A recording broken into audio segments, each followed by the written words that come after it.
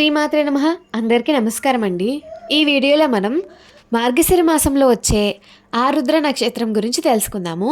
అలాగే ఆరుద్ర నక్షత్రానికి శివుడికి ఉన్న సంబంధం ఏంటో తెలుసుకుందాము. ఆరుద్ర నక్షత్రం రోజు ప్రదోష వేళ శివుడికి అభిషేకం చేస్తే ఫలితాలేంటో తెలుసుకుందాము. ముందుగా ఆరుద్ర నక్షత్రం.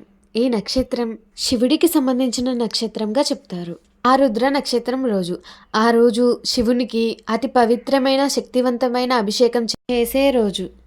పౌర్ణమి నాడు చంద్రుడు మృగశిర నక్షత్రం నుండి సంచరిస్తూ ఉంటాడు. అందుకే ఈ మాసానికి మార్గశిర మాసం అనే పేరు. ఆ మాసంలో ఆ ఆరుద్ర నక్షత్రం ఎప్పుడైతే వస్తుందో ఆ రోజే శివయ్యకి అయితే ప్రత్యేక పూజలు చేస్తూ ఉంటారు. ఎవరైతే ఆరుద్ర నక్షత్రం రోజు శివయ్యకి అభిషేకం చేస్తారో వారిని తన పుత్రుడైన కుమారస్వామి కంటే ఎక్కువగా ఇష్టపడతారంట. అందుకే ఆ ఆరుద్ర నక్షత్రంలో ప్రదోష వేళ చేసే అభిషేకానికి అంత శక్తి అయితే ఉంటుంది. ఈ సమయంలో శివుణ్ణి ముఖ్యంగా నటరాజస్వామి రూపంలో పూజించడం వల్ల శివానుగ్రహం లభిస్తుందని నమ్మకము. ఆరుద్ర నక్షత్రంలో శివునికి అభిషేకం, బిల్వపత్రాలతో పూజ చేయడం వంటివి విశేషమైన ఫలితాలను అయితే ఇస్తాయండి.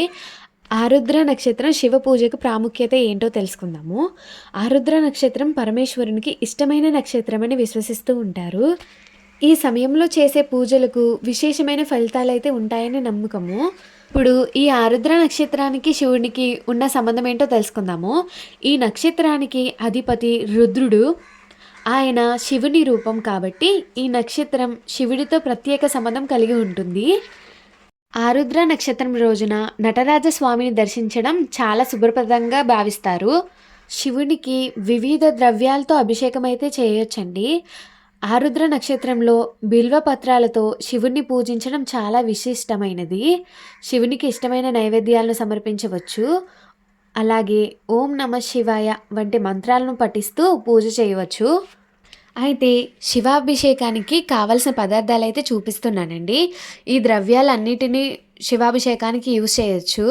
అయితే ముందుగా గంగాజలంతో అభిషేకించుకుంటారు కాబట్టి గంగాజలం ఉన్నవాళ్ళు గంగాజలంతో అయితే అభిషేకించుకోవచ్చు. గంగాజలం లేని వాళ్ళు ఇలా రాగి చెంబులో కానీ వెండి చెంబులో కానీ చెంబు నిండా తీసుకోండి. తర్వాత ఆ చెంబులో తులసి దళాలు వేయండి. తులసి దళాలు వేసినప్పుడే ఆ వాటర్కి పవిత్రత వచ్చి గంగాజలంలా మారుతుంది.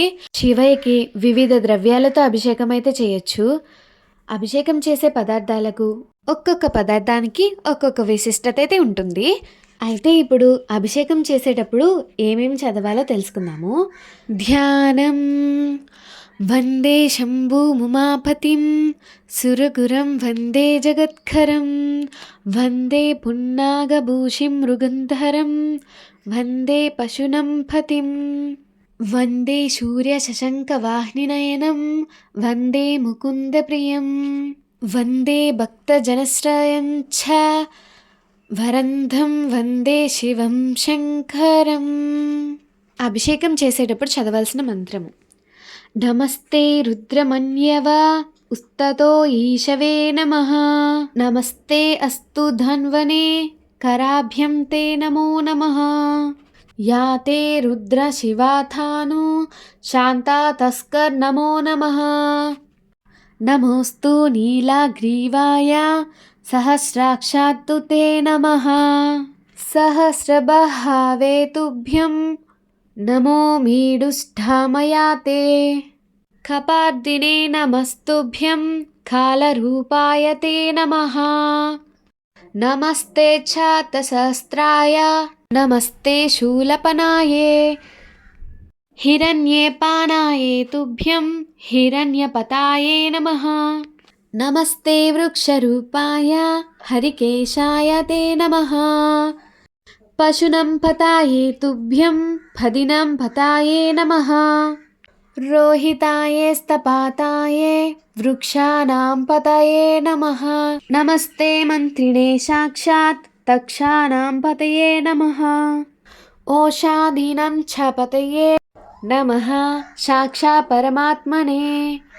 ఉచ్చైర్ఘోషాయ దేవాయ పత్నీనాం పతయే నమః. సాధ్వీనాం పతయే తుభ్యం వాననాం పతయే నమః. సహామానాయ శాంతాయ శంకరాయ నమో నమః. ఆదినాం పతయే తుభ్యం వ్యాధినాం పతయే నమః కకుభాయ నమస్తుభ్యం నమస్తేస్తు విషంఘినే స్తేనానాం పతయే తుభ్యం కృత్రిమాయే నమో నమః తస్కరణం సమస్తుభ్యం పతయే పాపహారిణే వంచతే పరివంచతే స్తయునం పతయే నమః నమో నిచేరవే తుభ్యం అరణ్యపతాయే నమః ఉష్ణీషిణే నమస్తుభ్యం నమస్తే పరమాత్మనే నిష్కృతాయ నమస్తుభ్యం ఆసీనాయ నమో నమః శయానాయ నమస్తుభ్యం సుషుప్తాయ నమో నమః ప్రబుద్ధాయ నమస్తుభ్యం స్థితాయ పరమాత్మనే సభారూపాయ తే నిత్యం సభాయుపతయే నమః నమః శివాయ సాంబాయ బ్రహ్మణే సర్వసాక్షినే. ఓం నమః శివాయ. ఈ మంత్రాన్ని కింద డిస్క్రిప్షన్లో ఇస్తాను, అది చూసైతే అభిషేకం అయితే చేసుకోండి. లేదు చదవడం రాదు అనుకునే వాళ్ళు నేను చెప్పింది వింటూ చేసినా సరిపోతుంది. ఈ ఆరుద్ర నక్షత్రం ఎప్పుడొచ్చిందంటే 2025 డిసెంబర్ 6వ తారీఖున శనివారం అయితే వచ్చింది. ఆరుద్ర నక్షత్రం ఉండడం చేత ఈరోజు శివాలయంలో చేసే అభిషేకాలకు మరియు మనం ఇంటి దగ్గర చేసుకునే శివారాధనకు ఈరోజు విశిష్టమైన ఫలితం అయితే ఉంటుందండి. ఈరోజు శివాష్టకం, బిల్వాష్టకం వంటివి పఠించడం, శివారాధన వంటివి చేయడం వలన శివుని అనుగ్రహం లభిస్తుంది. ఈరోజు శివునికి పంచామృతాలతో అభిషేకం చేసుకోవడం, బిల్వదళాలతో పూజించడం వలన శివానుగ్రహం తొందరగా పొందవచ్చు. శివుడు అభిషేక ప్రియుడు కాబట్టి మనం చేసే అభిషేకానికి విశిష్టత ఉంటుంది. ఈ ఒక్కరోజే కాదండి, మీకు కుదిరితే 365 రోజులు ప్రదోష వేళల్లో శివుడికి అభిషేకం చేసినా చాలా మంచిది. కుదరని వాళ్ళు ఇలాంటి రోజుల్లో చేసుకోండి, సరిపోతుంది.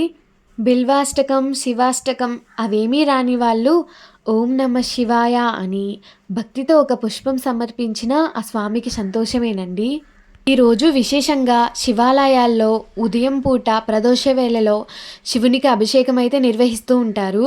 మీకు కుదిరితే వెళ్ళి అభిషేకం చూసిరండి. వెళ్ళడం కుదిరిన వాళ్ళు ఇంట్లోనే చక్కగా నేను చూపించిన విధంగా అభిషేకం అయితే చేసుకోండి స్వామికి. శివయ్యకి చేసే అభిషేకాల్లో శక్తివంతమైన అభిషేకం ఎప్పుడు చేస్తారో తెలుసా?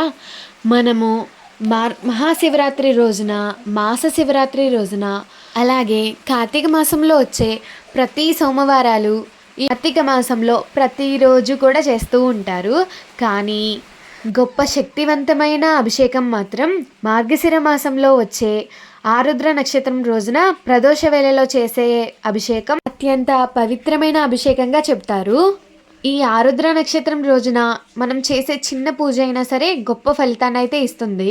రోజున శివయ్యకి అభిషేకం చేస్తే కార్తీక మాసం నెలంతా స్వామికి అభిషేకం చేస్తే ఎంత ఫలితం వస్తుందో ఈ ఒక్కరోజు అభిషేకం చేస్తే అంతకి రెట్టింపు ఫలితం అయితే వస్తుంది.